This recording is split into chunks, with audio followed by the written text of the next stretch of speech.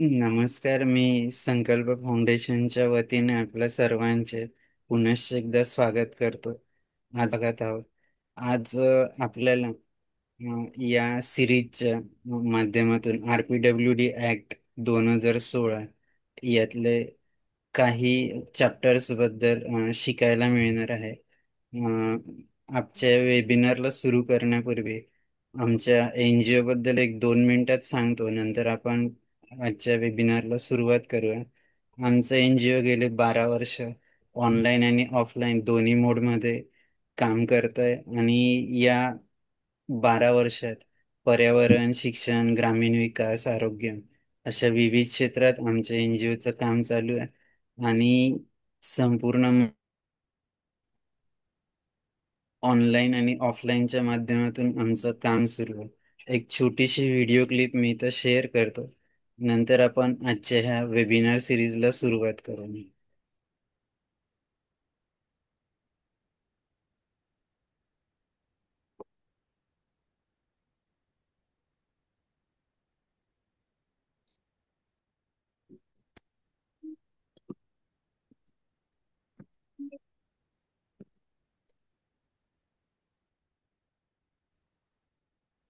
निर्माणों के पावन युग में हम चरित्र निर्माण न भूले, स्वार्थ साधना की आंधी में वसुधा का कल्याण न भूले।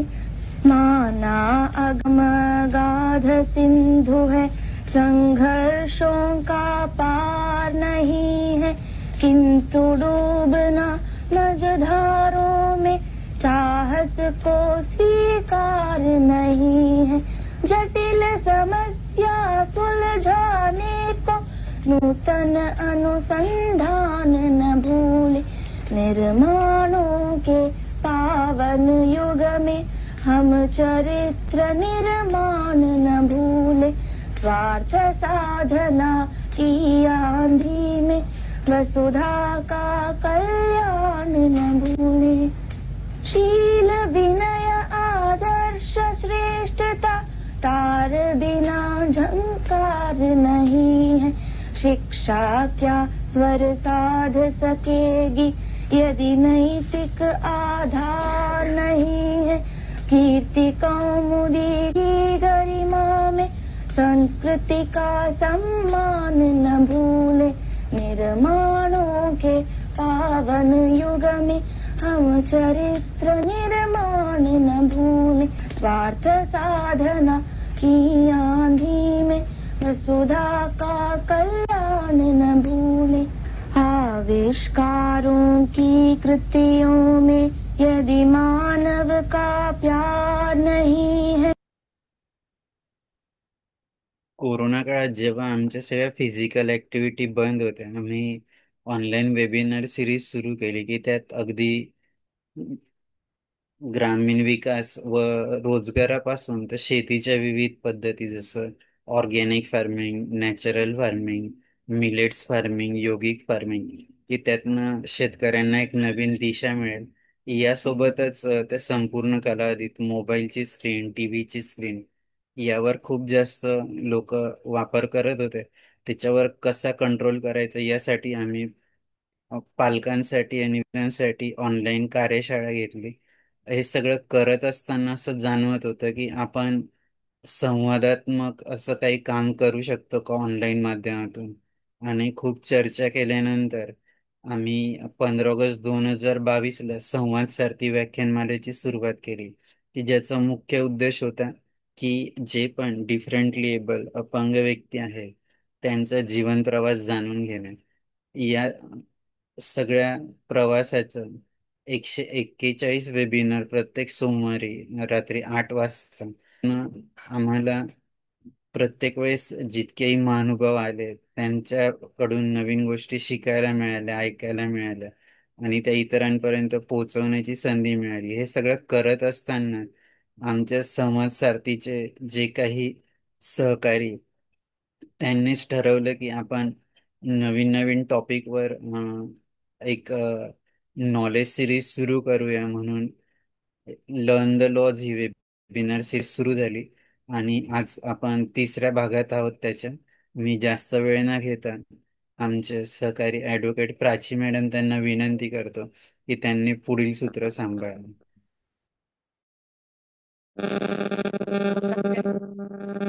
आपल्या लॉस द लॉस या वेबिनार सिरीजमध्ये आपण आज तुमच्या ज्या आवाज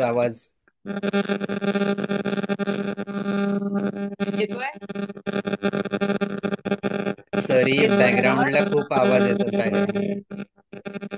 इथे काहीच नाही हेडफोन हेडफोन काढून घ्या नाही तर.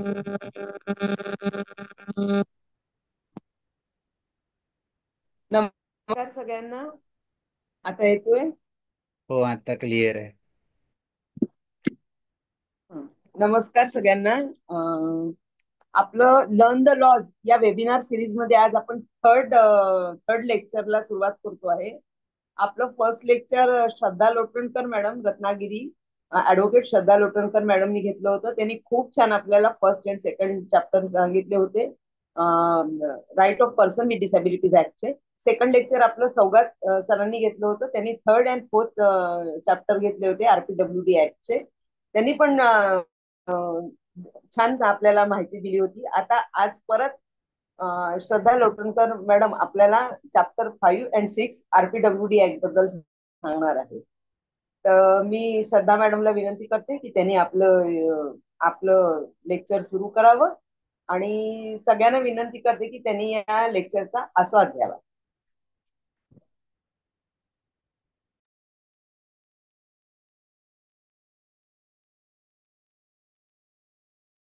नमस्कार. माझं नाव ॲडव्होकेट श्रद्धा अनिल लोटणकर, रत्नागिरी डिस्ट्रिक्ट कोर्ट. आज आपण लर्न द लॉ या आपल्या सिरीजमध्ये आरपीडब्ल्यूडी ऍक्ट 2016 मधील प्रकरण 5 व 6 ज्यामध्ये कलम 24 ते 37 अंतर्भूत आहेत त्यांचा आज आपण अभ्यास करणार आहोत. सर्वप्रथम आपण पाहूया प्रकरण 5, चॅप्टर नंबर 5, सामाजिक सुरक्षितता, आरोग्य, पुनर्वसन आणि मनोरंजन किंवा आपण करमणूक ज्याला म्हणू. म्हणजे आज आपण दिव्यांग व्यक्तींना बाबत social security, health, rehabilitation and recreation या मुद्द्यांना धरून कायद्यात काय तरतुदी आहेत, कोणत्या कलमांतर्गत काय सुविधा आहेत ते पाहणार आहोत. तर चला तर मग सुरू करूया प्रकरण नंबर 5. त्यात पहिल्यांदा आता आपण पाहणार आहोत कलम 24, सेक्शन 24. सेक्शन 24 जे सोशल सिक्युरिटीवर भाष्य करतं. तर त्यामध्ये काय म्हटलंय तर section 24 there are 3 subsections also. So let's see. First subsection is the appropriate government shall, within the limits of its economic capacity and development formulate necessary schemes and programs to safeguard and promote the right of persons with disabilities for adequate standard of living, to enable them to live independently or in the community, provided that quantum of assistance to the persons with disabilities under such schemes and programs shall be at least 25% higher than the similar schemes applicable to others. Second जे subsection आहे ते आहे the appropriate government while devising these schemes and programs shall give due consideration to the diversity of disability, gender, age, and socio-economic status.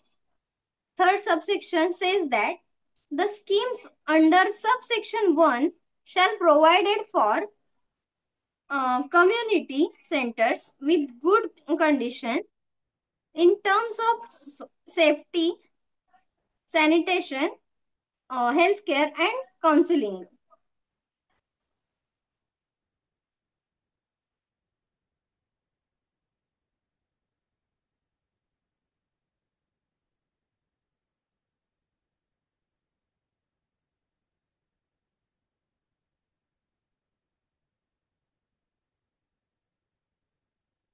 त्यामध्ये आता त्यांनी आता आपण पहिला त्यातला पॉइंट बघितला सबसेक्शन थर्ड मधला की the schemes under subsection 1 shall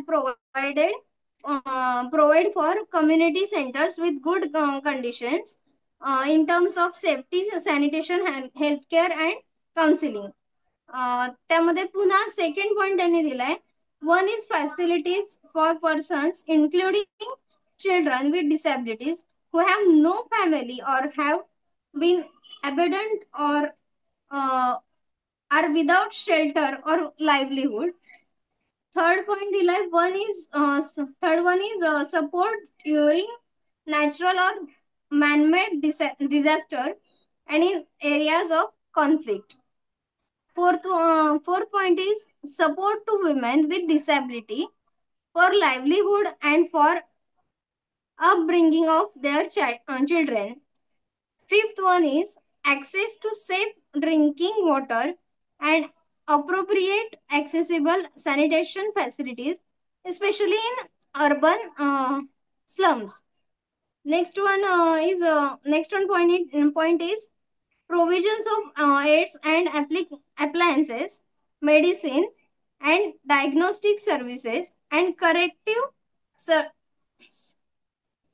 surgeries free of cost to person with disabilities with such income selling as may be notified. Seventh point is disability pension. Seventh point is pension to person with disability subject to such income selling as may be notified.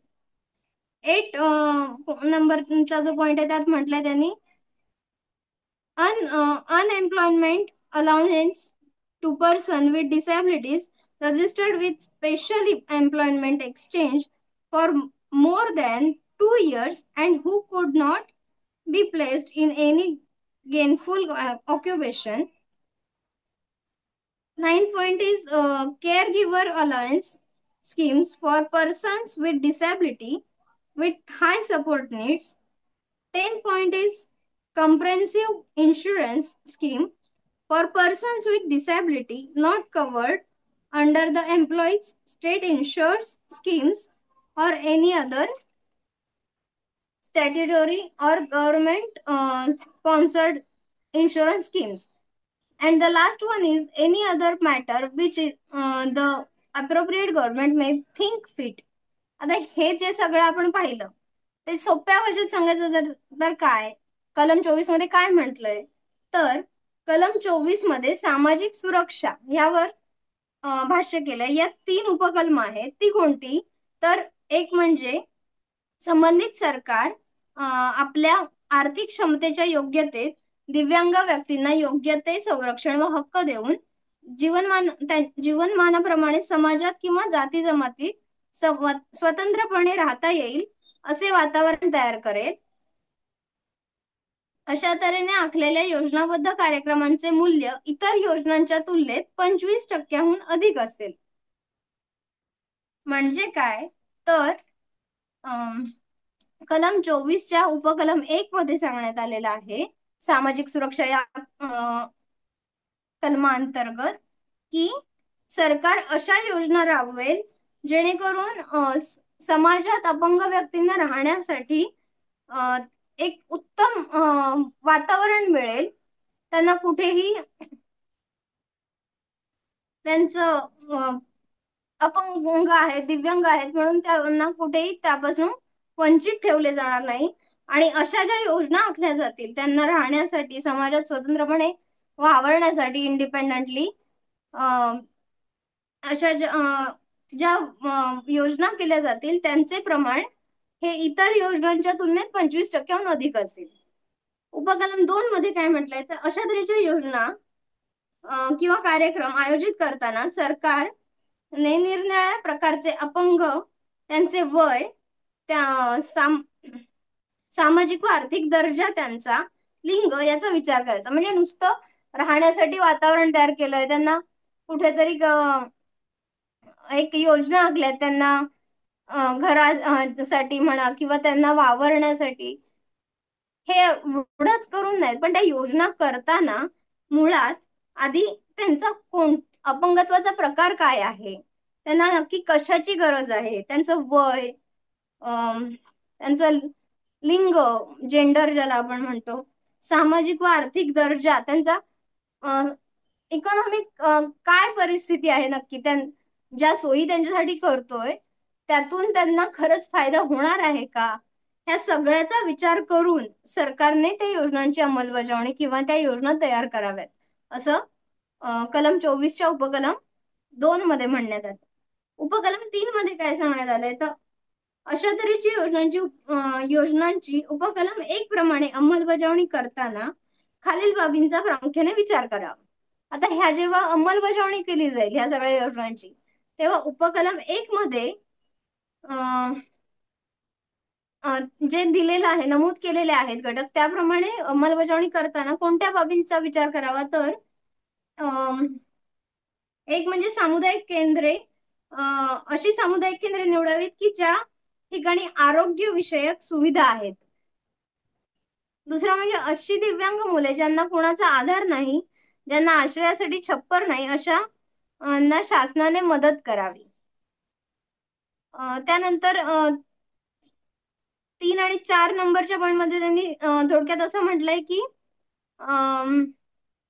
नैसर्गिक किंवा मनुष्य निर्मित आपत्तीमध्ये संघर्षाच्या क्षेत्रात अपंग व्यक्तींना प्रामुख्याने प्राधान्य देऊन मदत करावी.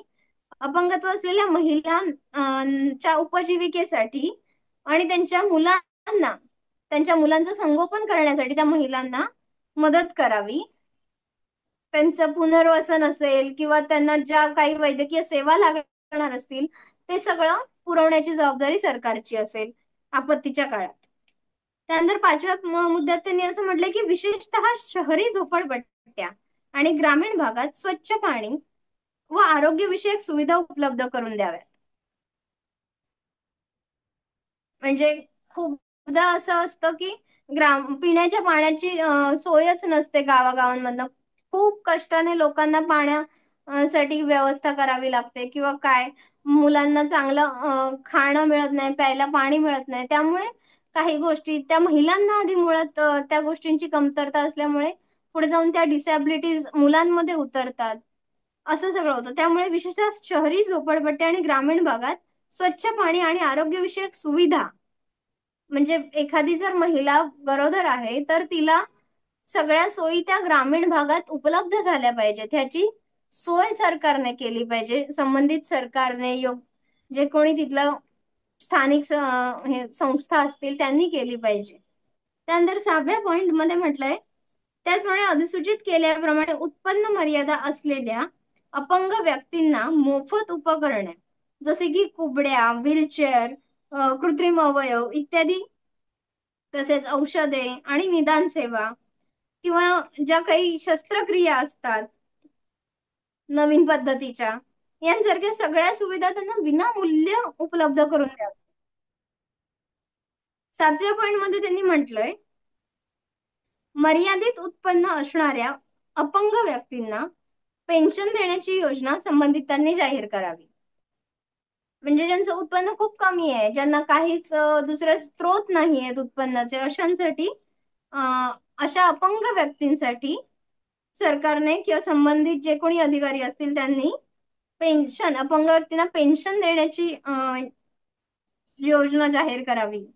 8व्या पॉइंट मध्ये त्यांनी म्हटलंय ज्या अपंग व्यक्तींनी उद्योग विनिमय केंद्रात बेकार म्हणून नाव नोंदवले आहे परंतु 2 वर्षात त्यांना कोणत्याही प्रकारचे काम मिळाले नाही, अशा अपंगांना खालील सुविधा द्याव्या. त्या कोणत्या तर एक म्हणजे त्यांना बेरोजगारी भत्ता द्यावा आणि दुसरी म्हणजे ज्यांना उच्च आधाराची गरज आहे अशा दिव्यांग व्यक्तींना काळजी वाहक भत्ता देण्यात यावा. म्हणजे जे कोणी स्पेशल पर्सन आहेत, स्पेशल चाइल्ड आहेत, त्यांनी अपंग व्यक्तींनी एम्प्लॉयमेंट ऑफिसमध्ये जर आपलं रजिस्ट्रेशन केलंय, त्यात त्यांनी स्पेसिफिकली अपंग म्हणून, दिव्यांग म्हणून रजिस्ट्रेशन केलंय, तर अशा वेळी 2 वर्षात जर त्यांना काहीही काम मिळालं नाही तर त्यावेळी त्यांना बेरोजगारी भत्ता दिला जातो किंवा काही जे तीव्र अपंगत्व असलेले किंवा उच्च आधाराची गरज असलेले अपंग व्यक्ती आहेत, अशांना काळजीवाहक भत्ता देण्याची सोय ह्या मुद्द्यामध्ये आहे उपकलम 3च्या 8 नंबरच्या पॉइंटमध्ये. 9 नंबर पॉइंट जो आहे त्यात त्यांनी म्हटलंय की कर्मचारी राज्य विमा योजना किंवा इतर कोणत्याही वैधानिक किंवा सरकार पुरस्कृत विमा योजनांमध्ये समाविष्ट नसलेल्या अपंग व्यक्तींसाठी व्यापक विमा योजना राबवाव्यात. आणि शेवटचा मुद्दा आहे कलम 24 मधला उपकलम 3 मधला, तो म्हणजे संबंधित सरकारला योग्य वाटेल अशी इतर कोणतीही बाब किंवा इतर अशी कोणतीही योजना सरकार राबवू शकतो. नेक्स्ट सेक्शन आपलं आहे 25. त्यामध्ये काय म्हटलंय, हेल्थ केअर सेक्शन. त्याचा टायटल काय आहे, सेक्शन 25चा health care. Section 25 states that facilities provided will include barrier-free access in all parts of government and private hospitals and other healthcare institutions and centers, priority in attendance and treatment, and subject to income criteria, free healthcare in the vicinity, especially in rural area. Section 25 also states that the appropriate government and local authorities shall take measures and make schemes or programs to promote healthcare and prevent the occurrence of disabilities. To achieve this, they will point A, undertake surveys, investigations, and research concerning the cause of occurrence of disabilities. B, promote various methods for preventing disabilities. C, screen all the children at least once a year to identify at-risk cases. D, provided facilities for training to the staff at the primary health center. E, sponsors awareness campaign and disseminate information for general hygiene, health, and sanitation. F, take measures for prenatal and postnatal care for mother and child. H, create awareness amongst the masses through television, radio, and other mass media on the causes of disabilities and the preventive measures to be adopted. I, healthcare during the natural disaster and other situations of risk. J, essential medical facilities for life-saving emergency treatment and procedure. And last one is K, sexual and reproductive healthcare, especially for women with disability. म्हणजे काय, तर कलम 25 मध्ये असे म्हटले आहे की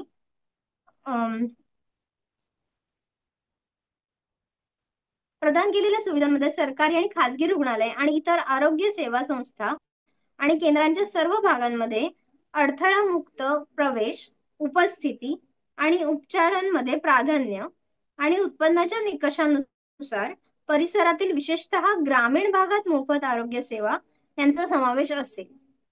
तसेच कलम 25 मध्ये असेही म्हटले आहे की संबंधित सरकार आणि स्थानिक अधिकारी आरोग्य सेवेला प्रोत्साहन देण्यासाठी आणि अपंगत्वाच्या घटना रोखण्यासाठी उपाययोजना करतील आणि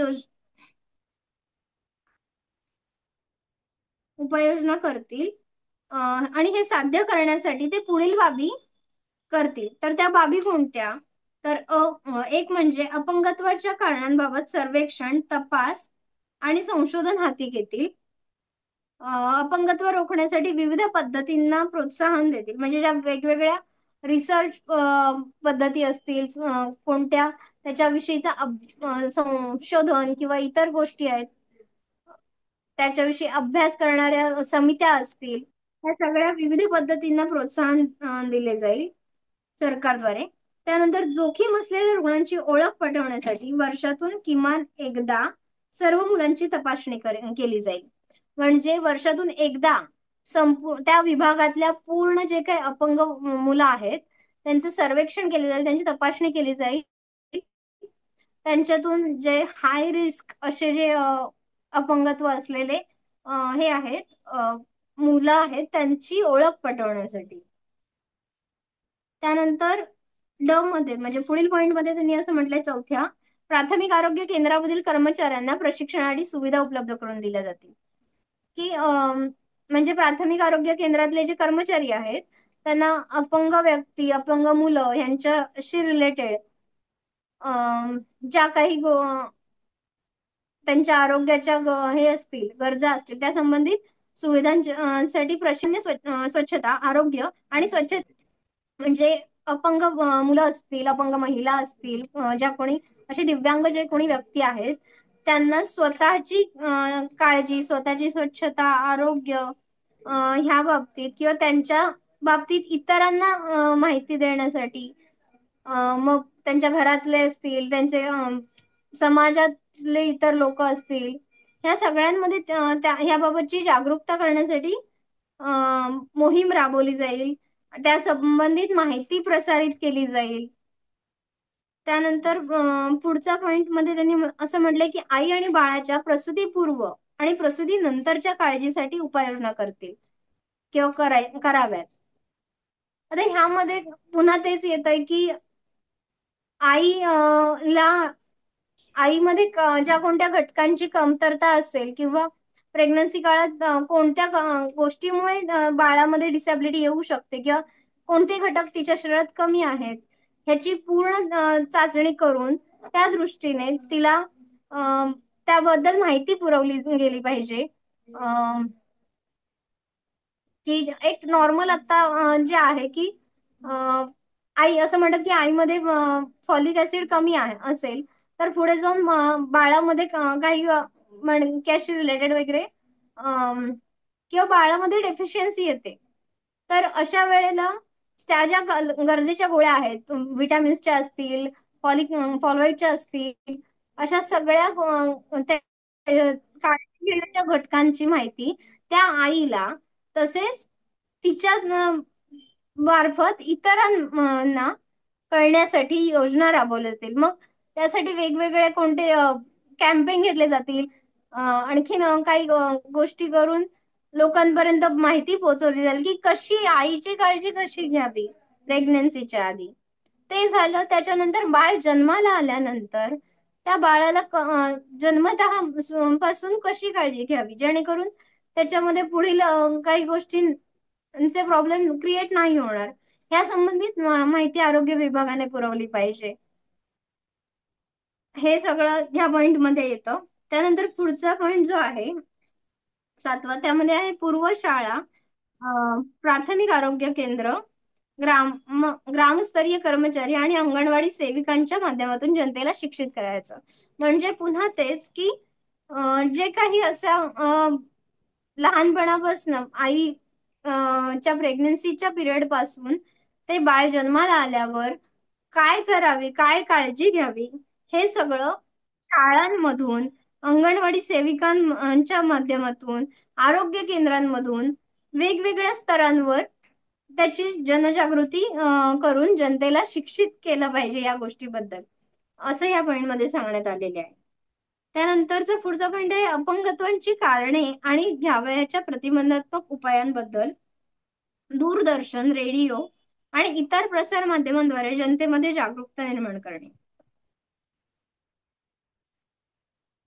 म्हणजे काय तर मगाशी आपण म्हटलं त्याप्रमाणे की वेगवेगळ्या स्तरांवरती रेडिओ, दूरदर्शन, मास मीडिया ह्या सगळ्याद्वारे जनतेमध्ये जागरूकता निर्माण केली पाहिजे.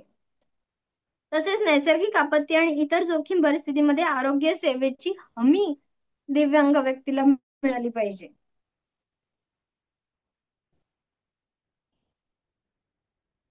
त्याच्या पुढचा मुद्दा आहे की आवश्यक ती आरोग्य सेवा आणि आणीबाणीच्या प्रसंगी औषधोपचाराची सोय दिव्यांग व्यक्तीला उपलब्ध करून दिली पाहिजे. आणि कलम 25 मधला शेवटचा मुद्दा आहे अपंग स्त्रियांना लैंगिक समस्या संबंधी मार्गदर्शन करणे. म्हणजे ज्या अपंग महिला आहेत, मुली आहेत, त्यांना ज्या काही त्यांच्या लैंगिक समस्या असतील, शारीरिक समस्या असतील, त्याबद्दल त्यांना आरोग्य विभागाकडून स्पेसिफिक त्यांच्या डॉक्टर्स कडून किंवा इतर संस्थांद्वारे म्हणा त्यांना मार्गदर्शन करण्यात आले पाहिजे की त्यांना आपली काळजी स्वतःची स्वतः व्यवस्थित घेता यावी. Next section apply 26. Section 26 requires the appropriate government to notify and make insurance schemes for their employees with disability. म्हणजे काय तर कलम 26 नुसार योग्य सरकारने त्यांच्या अपंग कर्मचाऱ्यांसाठी विमा योजना अधिसूचित करणे आणि बनवणे आवश्यक आहे. कलम 26 नुसार सरकारने त्यांच्या अपंग कर्मचाऱ्यांसाठी विमा योजना राबवाव्यात असं कलम 26 सांगतं. त्यानंतर सेक्शन 27 आहे rehabilitation. Section 27 states that within the economic capacity and development of the government and local authorities, services and programs of rehabilitation, particularly in the areas of health, education, and employment for all persons with disabilities shall be undertaken. Rehabilitation policies shall be drawn up in consultation with NGOs and financial assistance shall be provided to NGOs for implementing services and program. म्हणजे काय तर कलम 27 मध्ये असे म्हटले आहे की सरकार आणि स्थानिक अधिकाऱ्यांच्या आर्थिक क्षमतेनुसार आणि विकासानुसार सर्व अपंग व्यक्तींसाठी आरोग्य, शिक्षण आणि रोजगाराच्या क्षेत्रात पुनर्वसनाच्या सेवा आणि कार्यक्रम हाती घेतले जातील. पुनर्वसन धोरणे स्वयंसेवी संस्थांशी सल्लामसलत करून तयार केले जातील आणि सेवा आणि कार्यक्रम राबवण्यासाठी स्वयंसेवी संस्थांना आर्थिक मदत दिली जाईल. नेक्स्ट सेक्शन 28 आहे research and development. The appropriate government shall initiate or cause to be initiated research and development through individuals and institutions on issues which shall enhance habilitation and rehabilitation and on such other issues which are necessary for the employment of persons with disabilities. म्हणजे काय तर कलम 28 मध्ये जो संशोधन आणि विकास यावर भाष्य करतो त्यामध्ये असे सांगण्यात आले आहे की संबंधित सरकार व्यक्ती आणि संस्थांद्वारे अशा मुद्द्यांवर संशोधन आणि विकास सुरू करेल जे अधिवास आणि पुनर्वसन वाढवतील आणि अपंग व्यक्तींच्या सक्षमीकरणासाठी आवश्यक असलेल्या इतर मुद्द्यांवर संशोधन आणि विकास सुरू करेल. Section 29 culture and recreation. Appropriate government and the local authorities shall take measures to promote and protect the right of all persons with disabilities to have a cultural life and to participate in recreational activities equally with other, which include a facilities, support and sponsorship to artists and writers with disability to pursue their interests and talents. B. Establishment of a disability history museum which chronicles and interprets the historical experiences of persons with disabilities. making art accessible to persons with disabilities. Um, D. Promoting recreation centers and other associational activities. E. Facilitative, facilitating participation in scouting, dancing, and classes, art classes, outdoor camps, and adventure activities. F. Red, redesigning courses in cultural and arts subject to enable participation and access for persons with disabilities. G.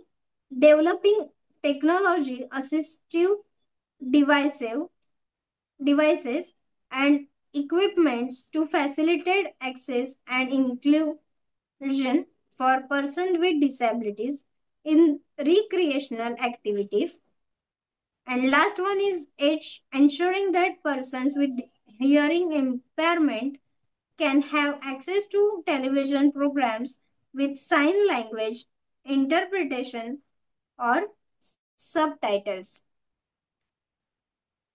म्हणजे काय तर कलम 29 मध्ये जे संस्कृती आणि मनोरंजनवर भाष्य करतं त्यात असं सांगण्यात आलंय, संबंधित सरकार आणि स्थानिक अधिकारी सर्व अपंग व्यक्तींना सांस्कृतिक जीवन जगण्याचा आणि इतरांसोबत समान रीतीने मनोरंजनात्मक उपक्रमांमध्ये सहभागी होण्याच्या अधिकारांना प्रोत्साहन देण्यासाठी आणि त्यांचे संरक्षण करण्यासाठी उपाययोजना करतील.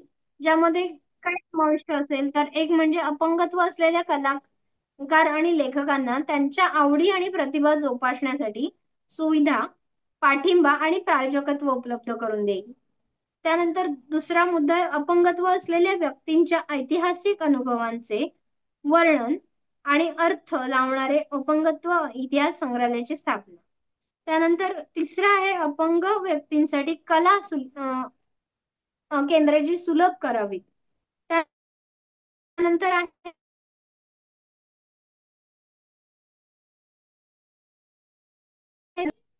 बाह्य शिबिरे आणि साहसी उपक्रमांमध्ये सहभाग करणे सहभाग सुलभ करणे. सहावा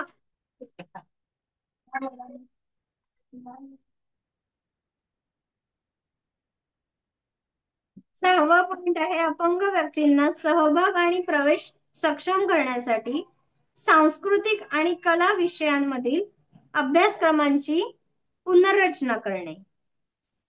सातवा पॉइंट आहे मनोरंजनात्मक उपक्रमांमध्ये अपंग व्यक्तींना प्रवेश आणि समावेश सुलभ करण्यासाठी तंत्रज्ञान सहाय्यक उपकरणे विकसित करणे. आणि आठवा शेवटचा पॉइंट आहे त्यातला, श्रवण दोष असलेल्या व्यक्तींना सांकेतिक भाषेतील अर्थ लावणारे किंवा उपशीर्षके असलेले दूरदर्शन कार्यक्रम पाहता येतील याची खात्री करणे. सेक्शन 30 या चॅप्टर मधील शेवटचं सेक्शन आता आपण पाहणार आहोत. तर section 30 sporting activities. Subsection 1. The appropriate government shall take measures to ensure effective participation in sporting activities of the persons with disabilities. Section 2.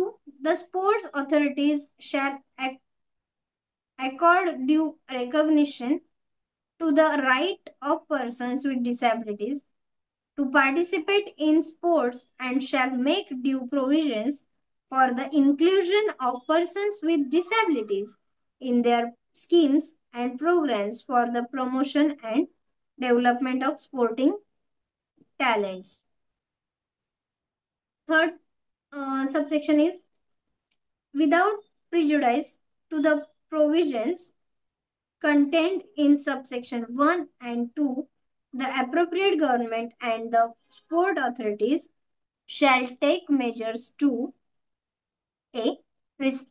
Restructure courses and programs to ensure access, inclusion, and participation of persons with disability in all sporting activities. B. redesign and support infrastructure facilities of all supporting sorry for all sporting activities for persons with disabilities. C. Develop technology to enhance potential, talent, capacity, and ability in sporting activities of all persons with disability. D. Provide multi-sensory essential and features in all sporting activities to ensure effective participation of all persons with disability. E. Allocate funds for development of state of art sport facilities for training of persons with disabilities. F. Promote and organize disability specific sporting events for persons with disabilities and also facilitate awards to the winners and other participants of such sporting events. म्हणजे काय तर कलम 30 हे क्रीडा उपक्रमांवरती भाष्य करतं किंवा त्याच्याशी रिलेटेड आहे. त्यामध्ये उपकलम 1 मध्ये सांगण्यात आलं आहे अपंग व्यक्तींच्या क्रीडा उपक्रमांमध्ये प्रभावी सहभाग सुनिश्चित करण्यासाठी संबंधित सरकार उपाययोजना करेल. उपकलम 2 मध्ये म्हटलंय की क्रीडा अधिकारी अपंग व्यक्तींच्या खेळांमध्ये सहभागी होण्याच्या अधिकाराला योग्य मान्यता देतील आणि क्रीडा प्रतिभेच्या प्रोत्साहन आणि विकासासाठी त्यांच्या योजना आणि कार्यक्रमाची पुनर्रचना करतील. उपकलम 3 मध्ये म्हटलंय की उपकलम 1 आणि उपकलम 2 मध्ये समाविष्ट असलेल्या तरतुदींना बाधा न आणता संबंधित सरकार आणि क्रीडा अधिकारी पुढील गोष्टी करण्यासाठी उपाययोजना करतील. त्या कोणत्या तर 1. सर्व क्रीडा उपक्रमांमध्ये अपंग व्यक्तींच्या समावेश आणि सहभाग सुनिश्चित करण्यासाठी अभ्यासक्रम आणि कार्यक्रमाची पुनर्रचना करणे. 2. अपंग व्यक्तींसाठी सर्व क्रीडा उपक्रमांच्या पायाभूत सुविधांची पुनर्रचना आणि समर्थन करणे. 3. सर्व अपंग व्यक्तींचा प्रभावी सहभाग सुनिश्चित करण्यासाठी सर्व क्रीडा उपक्रमांमध्ये बहुसंवेदी आवश्यक गोष्टी आणि वैशिष्ट्य प्रदान करणे. 4. अपंग व्यक्तींच्या प्रशिक्षणासाठी अत्याधुनिक क्रीडा सुविधांच्या विकासासाठी निधीचे वाटप करणे. 5. अपंग व्यक्तींसाठी विशिष्ट प्रकारचे खेळ आयोजित करून त्यात जे जिंकतील त्यांना सर्वसामान्य मुलांप्रमाणे बक्षिसं देणे. एकंदरीत कलम 30 मध्ये शेवटच्या कलमात चॅप्टर नंबर 5 च्या त्यांनी अपंग व्यक्तींच्या दिव्यांग व्यक्तींच्या खेळामधील सहभागांसंदर्भात तरतुदी ज्या काही आहेत त्या सांगितलेल्या आहेत की त्यांना जास्तीत जास्त त्यांच्या कलागुणांना वाव मिळण्यासाठी त्यांना आवडीच्या खेळांमध्ये भाग घेण्यासाठी कोणत्या प्रकारच्या सोयी सुविधा उपलब्ध करून दिल्या पाहिजेत, त्यांना कशा प्रकारे प्रोत्साहित केले पाहिजे, काय बदल केले पाहिजेत काही खेळांमध्ये, हे सगळं कलम 30 मध्ये सांगण्यात आलेलं आहे. आता आपण पाहूया chapter 6 special provisions for persons with benchmark disability.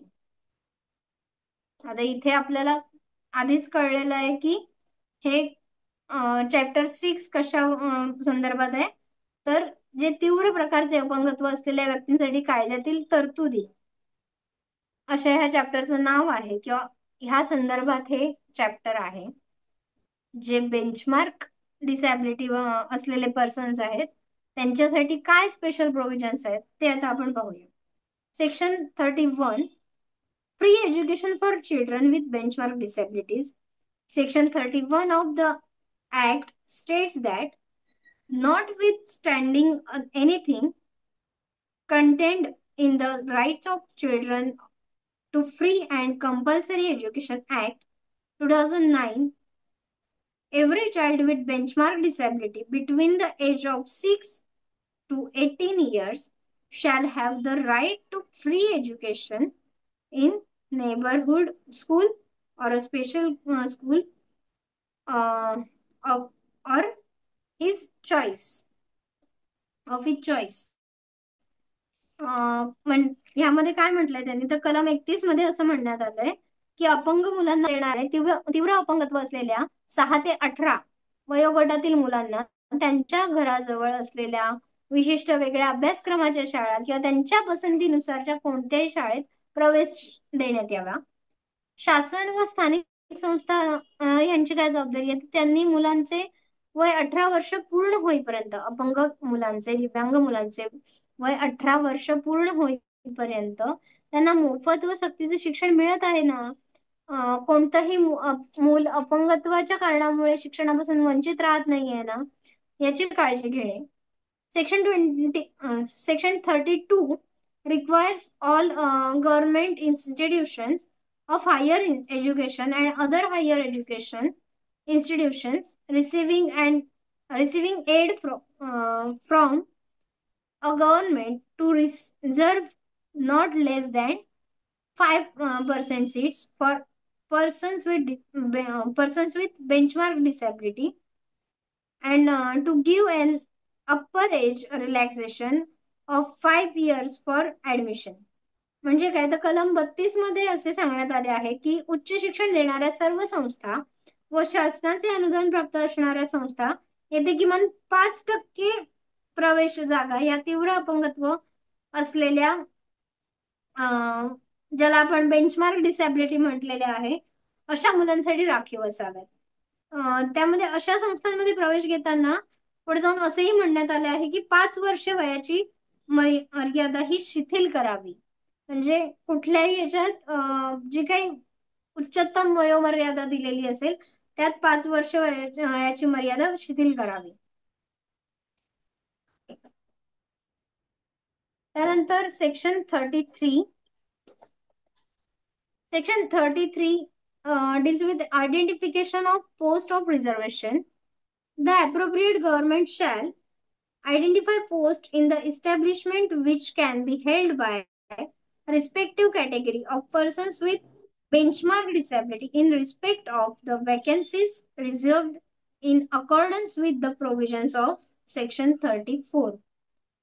Constitute an expert committee with representation of persons with benchmark disabilities for identification of such post, and last one is undertake periodic review of the identified post at an interval not existing 3 years. म्हणजे काय, तर कलम 33 मध्ये आरक्षणासाठी पदांची ओळख या संदर्भात ते आहे. तर त्यामध्ये पहिलं त्यांनी काय म्हटलंय की उपकलम 1 मध्ये त्यांनी म्हटलंय की कलम 34च्या तरतुदीनुसार राखीव असलेल्या रिक्त पदांच्या बाबतीत संबंधित श्रेणीतील बेंचमार्क अपंगत्व असलेल्या व्यक्तींना धारण करता येतील अशा आस्थापनांमधील पदांची ओळख पटवणे.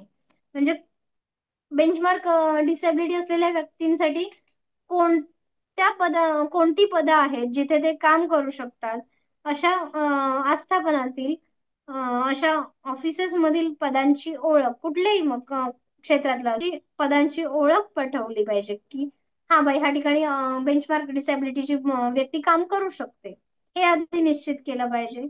त्यानंतर सेकंड म्हणजे आहे त्याचं उपकलम 2 जे आहे 33 मधलं, ते असं आहे की अशा पदांची ओळख पटवण्यासाठी बेंचमार्क अपंगत्व असलेल्या व्यक्तींचे प्रतिनिधित्व असलेली एक तज्ज्ञ समिती स्थापन करायची. आता हे ठरवणार कोण की हा बाई इथे हे अपंगत्व असलेली व्यक्ती काम करू शकते किंवा तिच्या इथे जागा राखीव ठेवू शकतो, तर त्यासाठी बेंचमार्क अपंगत्व असलेल्या व्यक्तींचे प्रतिनिधित्व करणारी एक तज्ज्ञ समिती, ज्यामध्ये आपण मागच्या एका लेक्चरमध्ये आपल्या असं म्हटलं होतं की अपंगत्वाचं संशोधन करणारी जेव्हा समिती नेमायची आहे तेव्हा तिथे जास्तीत जास्त अपंगत्व व्यक्ती जास्त संख्येने असतील अशी समिती नेमावी, जेणेकरून त्यांना चांगल्या रीतीने त्यांचं संशोधन करता येईल अपंगत्वाच्या कारणांचं. इथे सुद्धा तसंच म्हटलंय की अपंगत्व असलेल्या व्यक्तींचे प्रतिनिधित्व, बेंचमार्क अपंगत्व असलेल्या व्यक्तींचे प्रतिनिधित्व असलेली एक तज्ज्ञ समिती, ज्यांना त्या सगळ्या गोष्टींची जाण आहे का, आरोग्य विभागानुसार त्यांचे निकष त्यांना माहीत आहेत, अशी एक तज्ज्ञ समिती स्थापन करावी. त्यानंतर तिसरं उपकलम आहे, ओळखल्या गेलेल्या पदांच्या 3 वर्षांपेक्षा जास्त नसलेल्या अंतराने नियतकालिक आढावा काढणे.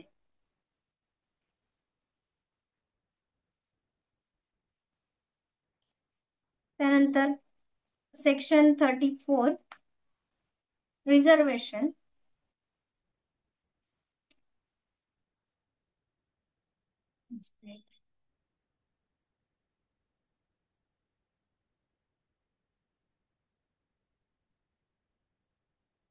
Section 34 requires every appropriate government to appoint in every government's establishment not less than 4% of the total number of vacancies in the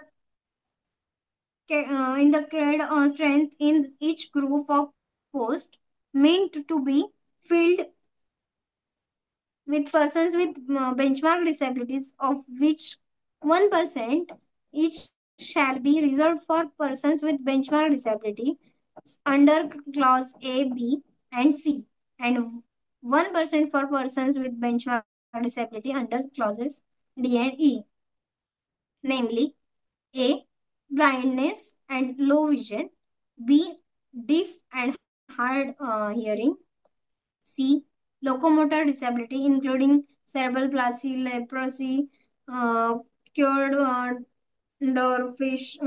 dwarfism, acid attack victims, and muscular dystrophy.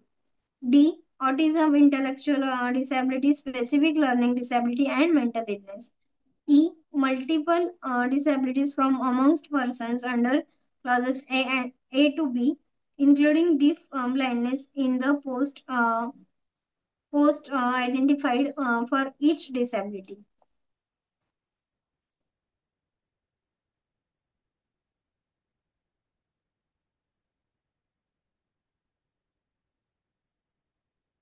Section 34 also states that the appropriate government may be notification provide for such relaxation of upper age limit for employment of persons with benchmark disability as it thinks fit.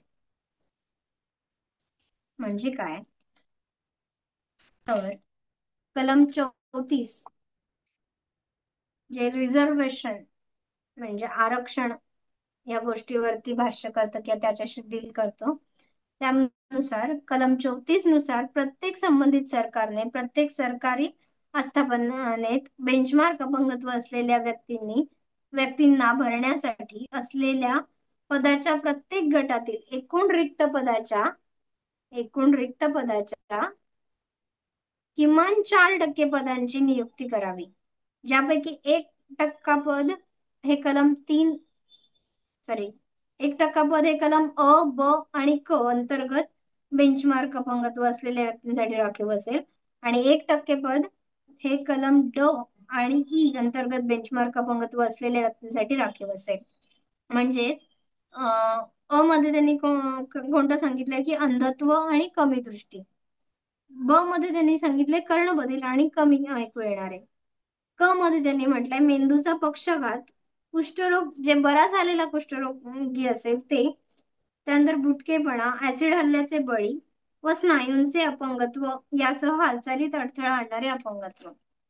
ड मध्ये आहे autism, बौद्धिक अपंगत्व, इतर learning disability आणि मानसिक आजार असलेले व्यक्ती.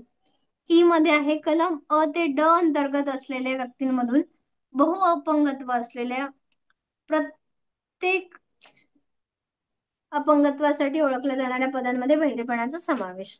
म्हणजे काय तर ई मध्ये त्यांनी अ ते ड मधले सगळे डिसॅबिलिटीज धरून बहु अपंगत्व असलेल्या प्रत्येक व्यक्तीसाठी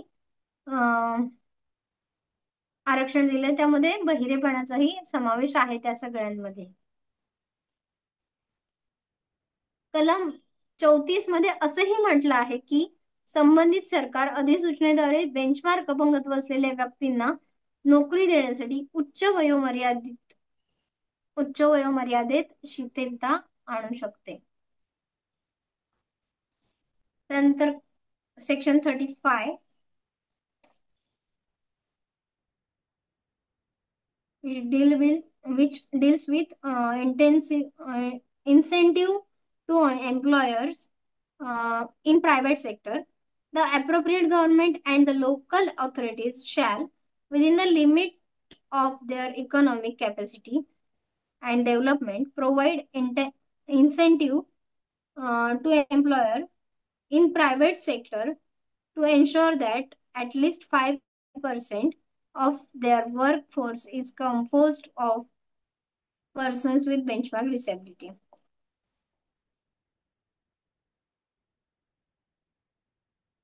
याचा अर्थ काय, तर कलम 35 नुसार योग्य सरकार आणि स्थानिक प्राधिकरणांची आवश्यकता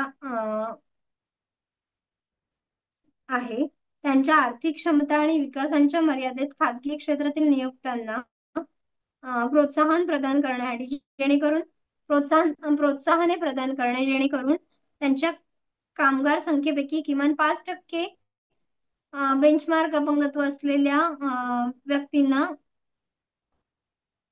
कुठेतरी काम करण्यासाठी प्रोत्साहन मिळेल.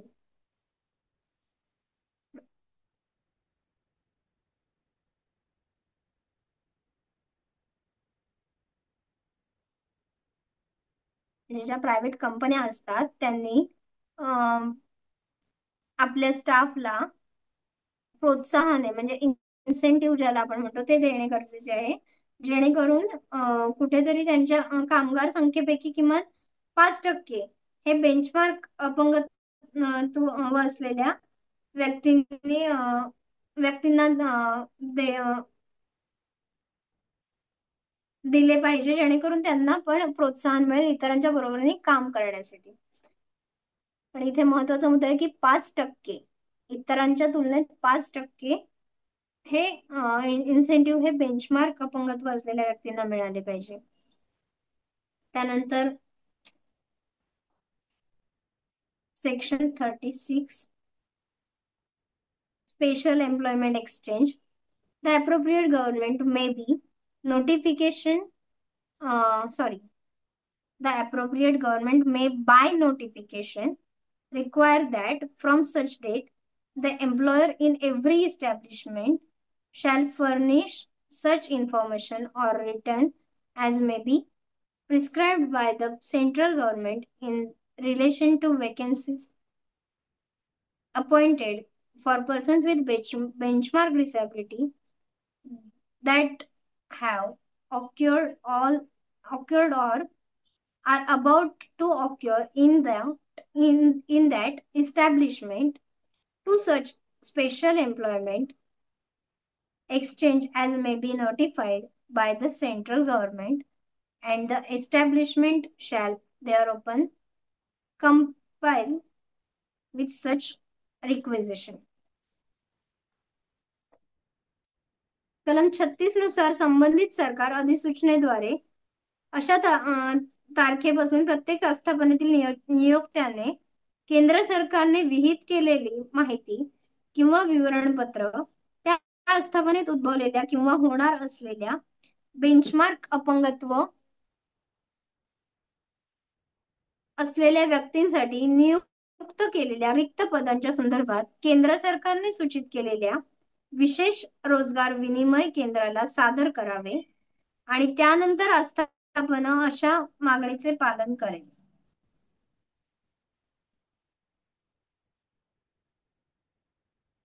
जर आवश्यकता असेल तर असं इथे सांगण्यात आलेलं आहे.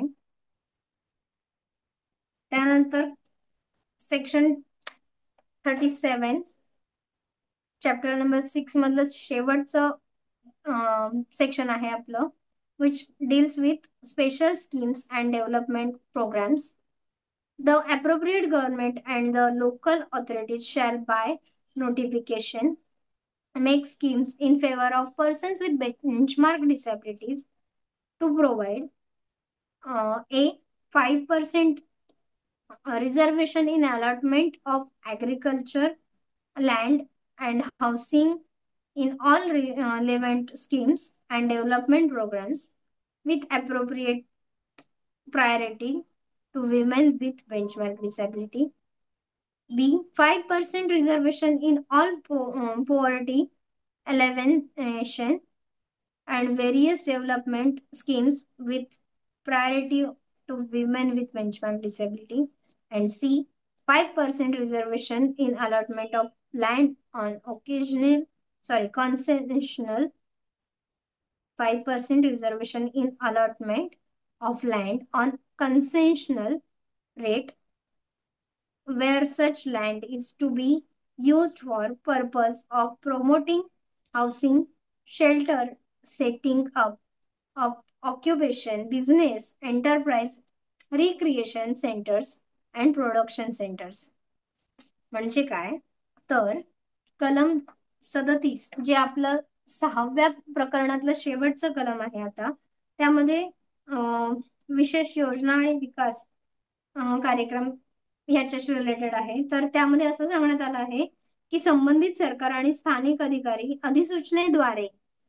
अधिसूचनेद्वारे बेंचमार्क अपंगत्व असलेल्या व्यक्तींच्या बाजूने योजना तयार करतील जेणेकरून सर्व संबंधित योजना आणि विकास कार्यक्रमांमध्ये शेतजमीन आणि घराच्या वाटपात 5% आरक्षण बेंचमार्क अपंगत्व असलेल्या व्यक्तीला दिलं जाईल. त्यातल्या त्यात 5% आरक्षण हे प्राधान्याने बेंचमार्क अपंगत्व असलेल्या महिलांना देण्यात येईल. त्यानंतर सर्व दारिद्र्य निर्मूलन आणि विविध विकास योजनांमध्ये बेंचमार्क अपंगत्व असलेल्या महिलांना प्राधान्याने 5% आरक्षण देण्यात येईल.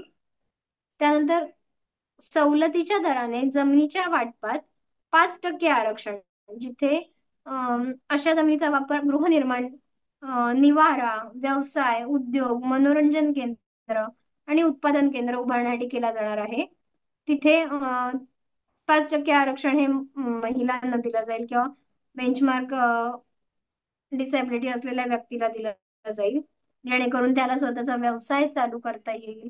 कुठेतरी काहीतरी त्याला राहण्यासाठी निवाऱ्यासाठी स्वतःचं घर बांधण्यासाठी त्याचा उपयोग करता येईल.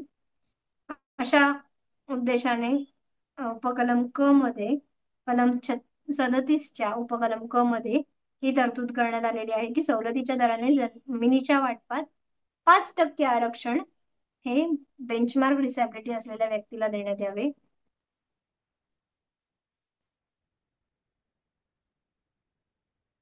अशा रीतीने आपण आतापर्यंत कलम 24 ते कलम 37 जे आहे ते आपण पाहिली. त्यामध्ये बेंचमार्क डिसॅबिलिटीशी रिलेटेड प्रोव्हिजन्स पाहिल्या. त्यानंतर सोशल सिक्युरिटीशी रिलेटेड किंवा समाजात वावरताना काय ज्या काही अडचणी येतात त्याच्याशी रिलेटेड काय तरतुदी आहेत त्या पाहिल्या. मनोरंजन क्षेत्रात किंवा इतर कोणत्याही क्रिएटिव्हिटीच्या क्षेत्रांमध्ये अपंग तो असलेल्या व्यक्तींसाठी कसा पूर्णपणे सहभाग घेता येईल संपूर्ण सहभाग कसा देता येईल ह्यासाठी कोणत्या योजना आहेत तरतुदी आहेत ते पाहिलं.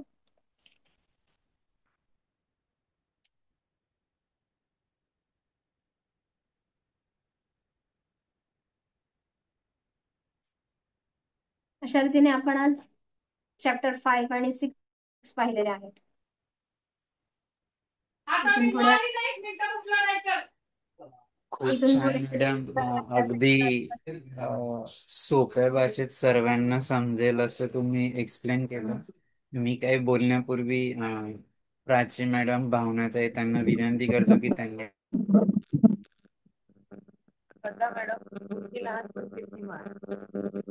मॅडम आवाज येत नाहीये. श्रद्धा मॅडम खूप छान सांगितलं. येतोय येतोय नाही खूप खरखरतोय. हॅलो लहान कीर्ती महान खूप छान सांगितलं thank you Shraddha madam. Thank you thank you ma'am. आणि detailing word to word detailing होतं त्यामुळे ते खरंच छान झालं.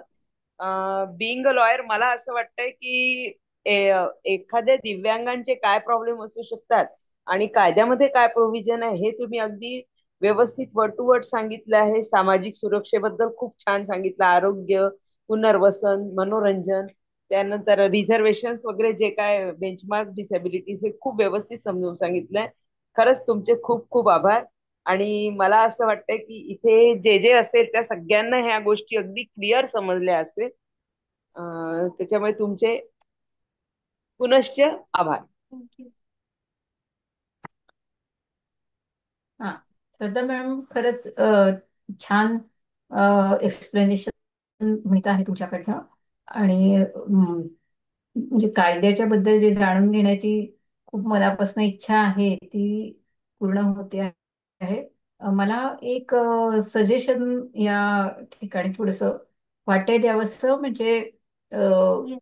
बिंग अ ले मॅन. हा, मला असं वाटतंय की आपण इंग्लिश ते वाचतो आहोत आणि मग त्याचं एक्सप्लेनेशन देतोय. तर मला असं वाटतं की आपण डायरेक्ट फक्त एक्सप्लेनेशन दिलं त्या त्या चॅप्टरचं, त्या त्या कलमाचं, तर आपला म्हणजे निम्म्या वेळामध्ये आपलं ते कलम समजून होतील आणि त्याचं अजून एक्सप्लेनेशन द्यायला वेळ मिळेल. कारण वेळेच्या अभावी आपण जास्त ते पुढे बोलू शकत नाही.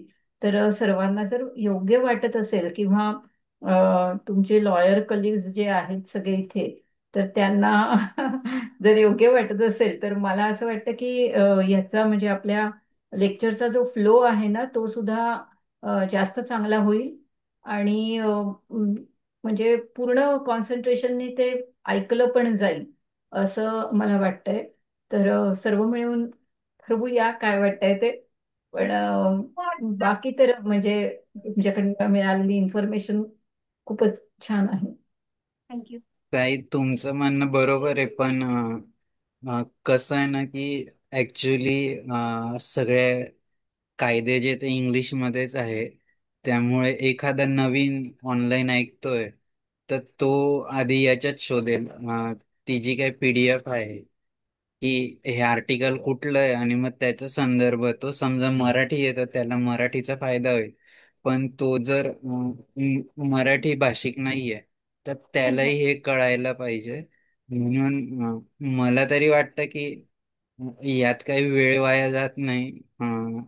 आणि कसं आहे की दोघही भाषेत जर असेल तर त्यातनं मॅडम, हम्म, इव्हन आम्हाला सुद्धा कोर्टामध्ये इंग्लिश पेपर करून मग मराठीत एक्सप्लेन करावं लागतं.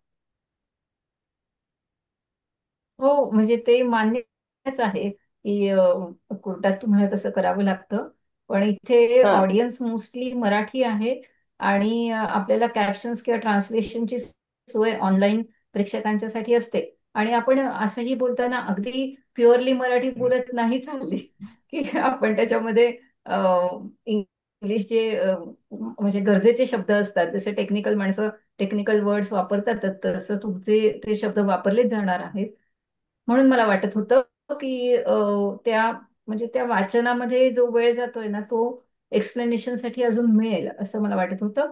ठीक आहे, तरी पण म्हणजे तुम्ही त्यातले तज्ज्ञ आहात, जे योग्य वाटत असेल ते करूया. पण इंग्लिश वाचल्याशिवाय ते मराठी समजणारच नाही तुम्हाला. कारण त्या ऍक्ट हम्म. मध्ये काय काही काही वेळेला मराठीमध्ये काही शब्द सुद्धा हे शब्द होतात. खूप नाही आहेत, तुम्ही इंग्लिश कन्फ्युजन सोबत करणार आहेत ते. हा कन्फ्युजिंग असतात हा, म्हणजे त्याच्यामुळे. ते शब्द वापरू शकता तुम्ही. पण जे कारण तुमचं एक्सप्लेनेशन इतकं म्हटलं व्यवस्थित होतं ना, इतकं छान होतं, की म्हणूनच मला उलट वाटलं ते एक्सप्लेनेशनमुळेच मला असं वाटलं की मराठी ऍक्च्युली वाचण्याची आवश्यकता, इंग्लिश वाचण्याची ऍक्च्युअली आवश्यकताच नाहीये. नॉटविस्टँडिंग दॅट पासून सुरुवात प्रोव्हिजोस असे असतात ना, तर ते असे मराठीत एकदम क्लिअर नाही समजत.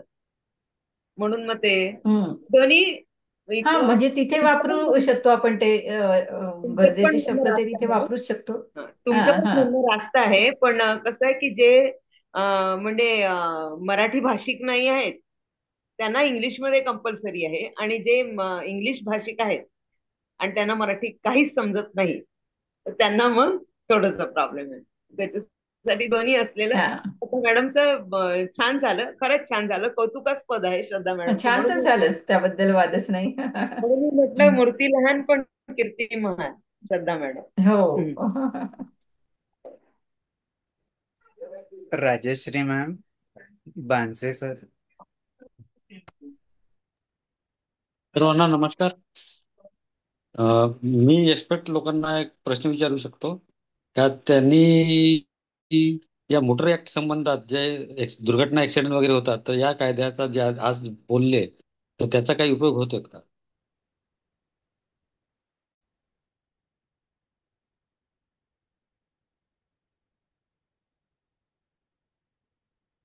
प्राची मॅम, तुम्ही पण उत्तर दिले तरी चालेल. काय म्हटलं मला नाही लक्षात आलं. ते मोटर ऍक्सिडेंट साठी एनएसीसी या मध्ये बेनिफिट मिळतो. हे जे आहे याचं बेनिफिट मिळतो का असं विचारायचं आहे ना त्यांना. सॉरी सर, काय हा, विचारायचंय एक मिनिट त्यांना मॅडम. काय?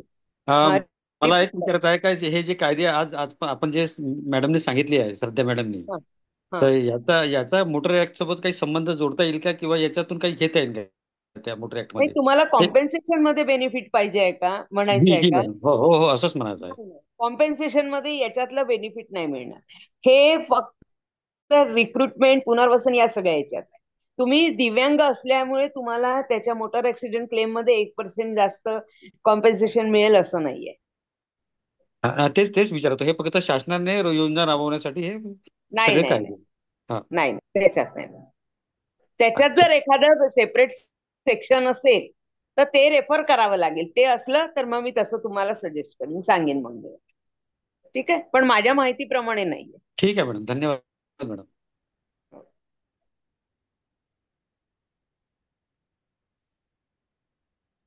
राजश्री मॅम.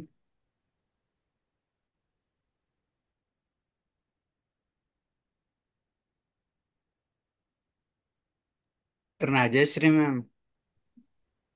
नाही, माझा काही प्रश्न नाहीये. मला काही विचारायचं नाहीये. ओके ओके, ठीक आहे, चालेल. श्रद्धा मॅम, याच्यात जे इन्शुरन्स स्कीम त्यात फक्त एकच गोष्ट म्हटलेली की only for the government employee. तर हम्म. याच्यात जे प्रायव्हेट सेक्टरमध्ये जॉब करणारे आहे किंवा जे सेल्फ एम्प्लॉईड आहे किंवा बिझनेसमॅन आहे, त्यात किंवा एखादा शेतकरी आहे आणि तो अपंग आहे, किंवा एखादी महिला की जी कुठली नोकरी करत नाहीये पण गृहिणी आहे, तर त्यांच्यासाठी काही फॅसिलिटी नाहीये का ह्या कायद्यात? हे विचारायचं होतं.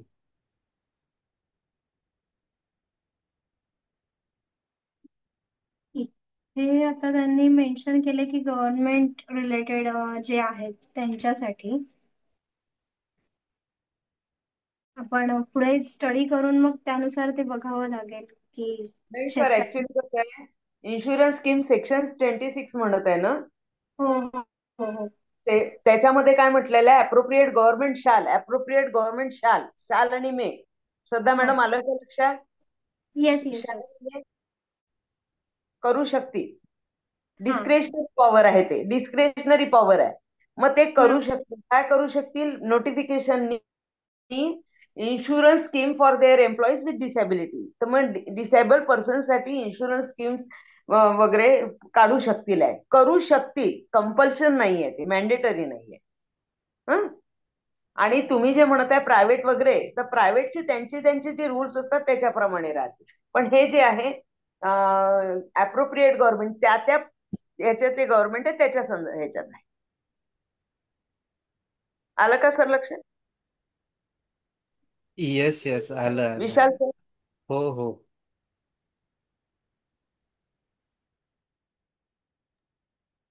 आणि जसं तुम्ही एज्युकेशन बद्दल पण सांगितलं, तर हम्म. त्याच्यात की 6 ते 18 प्रत्येकाला शिक्षणाचा अधिकार आहे. आणि त्यात हे कंपल्सरी आहे का की एक तर पहिली गोष्ट सर्वसमावेशक शिक्षण, की नॉर्मल स्कूलमध्ये अपंग व्यक्तींना प्रवेश आणि त्यांना सुविधा, अ, आणि हे तर शाळेचं झालं. 6 ते 18 वयोगट तुम्ही जे सांगितलं, आणि दुसरं तुम्ही हायर एज्युकेशनचं सांगितलं, आणि हो. परत नोकरी संदर्भात सांगितलं. आता बऱ्याचदा काय होतं की नोकरीसाठी म्हणजे शिक्षण झाल्यानंतर पण डावललं जातं. तर मग त्याच्यासाठी याच्यात काही तरतूद आहे का की ऍक्च्युली तुम्ही सगळं की 5 इयर्स कन्सेशन इन एज असेल, नंतर रिझर्वेशन 4% असेल, हे सगळं झालं. पण तरीही जर त्याच्यावर अन्याय होत असेल तर याच्यात काही तरतूद आहे का?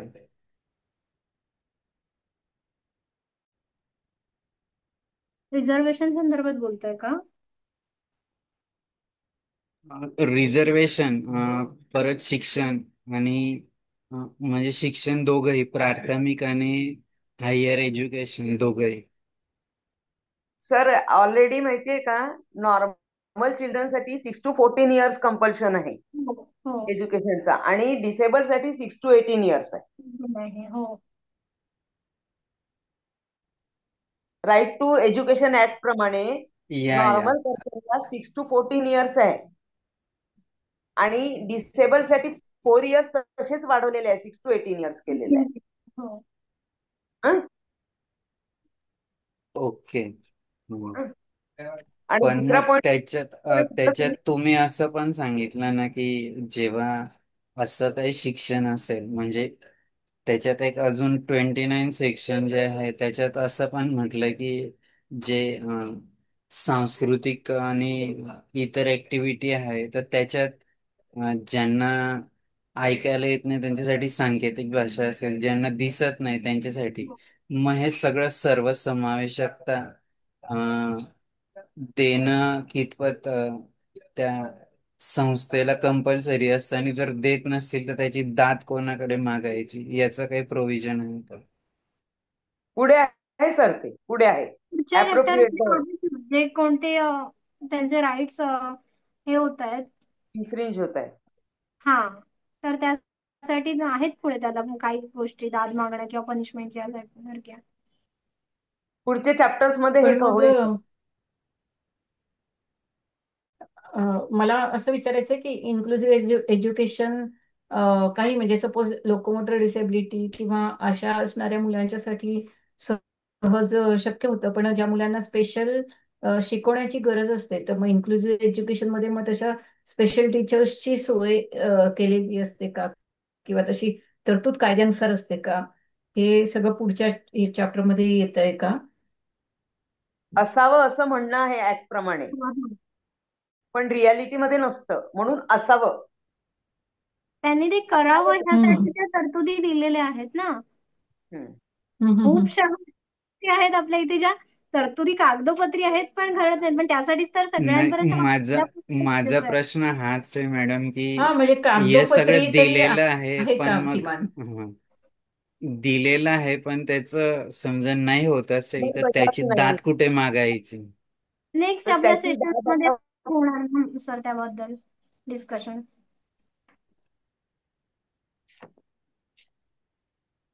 ओके. हा म्हणजे म्हणजे स्पेशल फॅसिलिटीज द्याव्या लागता आहेत या मुलांना, म्हणूनच त्यांना तिथे ऍडमिशन नाकारली जाते. इथून सुरुवात होते. पण आता अशा काही आहेत शाळा की जिथे बऱ्यापैकी ह्या सगळ्या गोष्टी म्हणजे मी ज्या पाहिल्यात त्यानुसार की तिथे ह्या गोष्टी आहेत की टीचर्स अवेलेबल करतात. टीचर तेवढे आता जागरूक होत आहेत की हा सगळ्यांना इन्व्हॉल्व केलं पाहिजे या दृष्टीने, हम्म. आणि तशा ऍक्टिव्हिटी घडवल्या जातात लहानपणापासूनच, म्हणजे अगदी प्ले ग्रुप पासून ह्या गोष्टी आहेत. अच्छा. हम्म. तर हळूहळू होईक नका पण होतोय बदल कुठेतरी. होतोय होतोय, बरोबर आहे.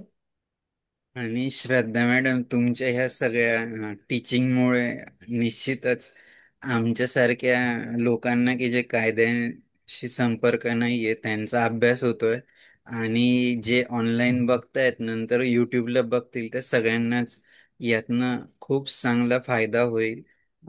तुम्हाला परत एकदा तुमचे ऋण व्यक्त करतो आणि परत शुभेच्छा की हे सगळं पुढे नेत राहावं. आपण आता समारोपाकडे जाऊया. प्राची मॅडम तुम्हाला काही बोलायचं असेल नंतर मी भावनाताईंना विनंती करतो की प्रार्थनेने आपण समापन करूया.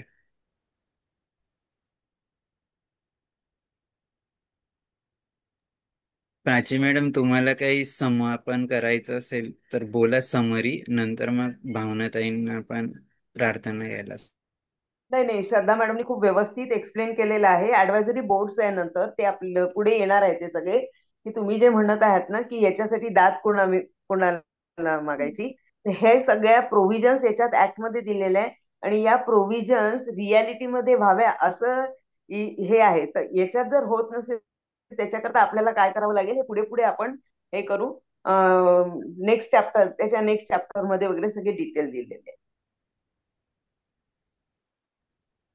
ठीक आहे. हो. भावना, तुम्ही भावना. यस, धन्यवाद भावनाताई. प्रार्थनेने समारोप. सांगता करूया. हो.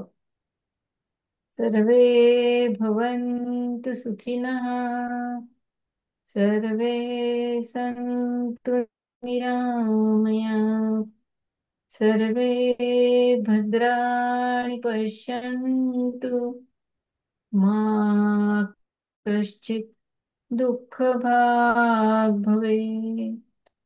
ॐ शान्ति शान्ति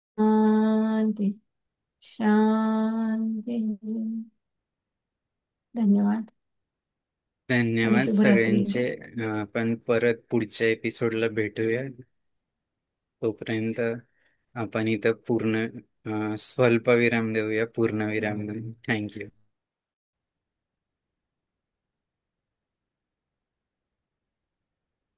थँक्यू. थँक्यू.